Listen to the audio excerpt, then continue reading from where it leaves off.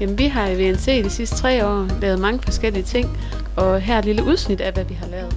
Ja, og her kan vi jo se, dengang vi var nede og tage en fisk i forhallen, nede i springvandet.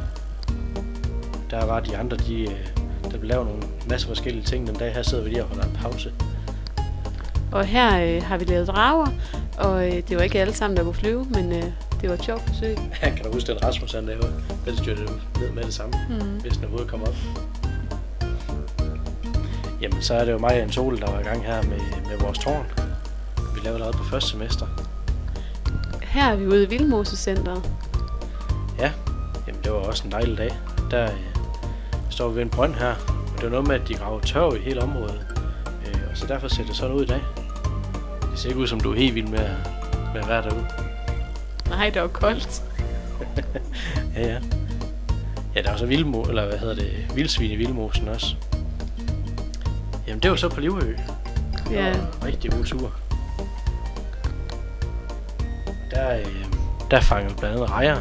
Kan du huske, at de smagte rigtig godt, så stykke der? De smagte bare fantastisk. Ja, der er ikke noget bedre end fjordrejer. Der har Jens Ole, der sidder lige og går for nogle nisser. Og der har vi en rigtig flot fjordrejer, man lige skulle pille røven af, som kæde dem.